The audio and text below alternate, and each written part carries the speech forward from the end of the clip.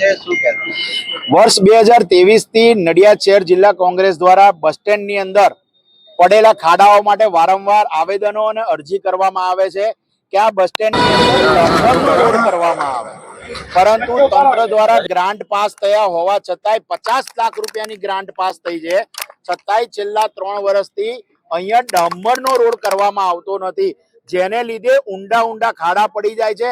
અને સૌથી વિકટ પરિસ્થિતિ ચોમાસાની અંદર જોવામાં આવે છે. ચોમાસાની અંદર જ્યારે બસ અંદર પ્રવેશે ત્યારે ઊંઘમાં રહેલા માણસને એવી ખબર પડી જાય છે કે અત્યારે અમે નડિયાદની અંદર પ્રવેશ કરી ચૂક્યા છે.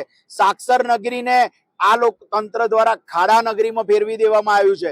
અહીંયા આવનાર લેડીઝો, સ્ત્રીઓ, માતા બહેનો માટે વોશરૂમની એટલી વ્યવસ્થા પણ જે હતી એ પણ એટલી ખરાબ હાલતમાં છે કે એ લોકો શરમ અનુભવે. બીજું કે વિદ્યાર્થીઓને લોકો માટે પીવાના પાણીની વ્યવસ્થા પણ એટલી એવી જગ્યા ઉપર છે કે જ્યાં લીલ થયેલી જોવા મળે છે, મધુમાખીઓ જો બેઠેલી જોવા મળે છે. એટલે પ્રશાસન ક્યાં સુધી કામ નથી કરતું એ લોકોને આજે બતાવવું છે કે વધુમાં વારંવાર 2023 થી પીપીપી ધોરણના કામ બસ સ્ટેન્ડ નવું બને છે અને આજે પણ હજુ 9 મહિના સુધી આ જ બસ સ્ટેન્ડનો ઉપયોગ ખેડા જિલ્લા અને બહારની બધી જ જનતાએ કરવાનો છે. તો અમારી એટલી જ માંગ છે કે આને ડામર પાથરવામાં આવે કે જેનાથી ખાડા તો કમસે કમ ન પડે, આવનાર લોકોને તકલીફ તો ના પડે. અરે ચલો, પ્રજાની સાથે સાથે તમારા ડ્રાઈવર છે, તમારા કંડક્ટર છે, તેમનો પણ તમારે વિચાર કરવો જોઈએ. કારણ કે સૌથી ભ્રષ્ટમાં ભ્રષ્ટ હાલત નડિયાદના આ બસ સ્ટેન્ડની છે. અહીંયા ગટરો બહાર ઉભરાય છે, તેને કારણે અંદર ગટરો વોશરૂમમાં ઉભરાય છે. એ બિલકુલ વાહિયાત કારણ છે. અત્યારે મહાનગરપાલિકાના કમિશનર શ્રીને રજૂઆત કરવાથી માત્ર કામ કરતા હોય ત્યારે બસ સ્ટેન્ડના જે અત્યારે હાલના અધિકારીઓ છે તેમને કામ નથી કરવું એ બહુ સ્પષ્ટ છે. બહુ મોટો ભ્રષ્ટાચાર આ બસ સ્ટેન્ડમાં પણ થયો છે.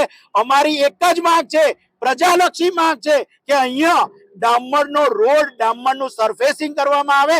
9 મહિના કે 10 મહિના સુધી આ રોડ એવો સારો રહે કે પ્રજાને તકલીફ ના પડે. આજે જ્યારે ભાજપ ઉત્સવોમાં વ્યસ્ત છે ત્યારે નડિયાદ શહેર જિલ્લા કોંગ્રેસ પ્રજાના કાર્યમાં વ્યસ્ત છે. આપના માધ્યમથી આજે હર્ષભાઈ સંઘવી ગૃહ રાજ્ય મંત્રીને હું આ અરજી મારફત નિયામક શ્રી માંથી મોકલાવું છું કે ઝડપથી પ્રજાના પ્રશ્નો છે તેનો નિકાલ આવે.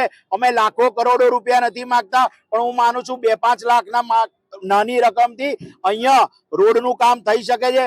અને જો કદાચ હું આજે આપના માધ્યમથી કહેવા માંગુ છું કે જો તમારી પાસે 2-5 લાખ રૂપિયા ના હોય તો અમે ફંડ ફાળો ભેગો કરી પ્રદેશ કોંગ્રેસ, નડિયાદ શહેર કોંગ્રેસ અમે આપવા તૈયાર છે. પણ પ્રજા માટે એક રોડ બનાવવા આપશ્રીને નમ્ર વિનંતી છે. અત્યારે અમે આવેદન પત્ર આપવાથી ઝડપમાં ઝડપી કામ અમારું થશે તેવું અધિકારી શ્રી કહી અને અમારું એક આવેદન લઈ અને આગળ તમારું આવેદન પહોંચાડીશું એમ કહીને નીકળ્યા છે. સરકારી ઓફિસોમાં ને સરકારી કર્મચારીઓ ક્યારેય ટાઈમ લિમિટ આપતા નથી. આ આજનું નહીં, એ જૂના સમયની વાયકા કહેવાય છે. એમણે આપણને કામ કેટલા સમયમાં થશે એવું કહ્યું નથી, પણ આપણે એમને એવું કહ્યું છે કે ટૂંક સમયમાં કામ નહીં થાય તો અમે અહીંયા બેસી અને આંદોલન કરીશું. અને એ આંદોલન જન આંદોલનમાં પણ ફેરવાશે. પરંતુ અહીંયા ડામરનો રોડ થવો જરૂરી છે અને પ્રજા માટે જરૂરી છે.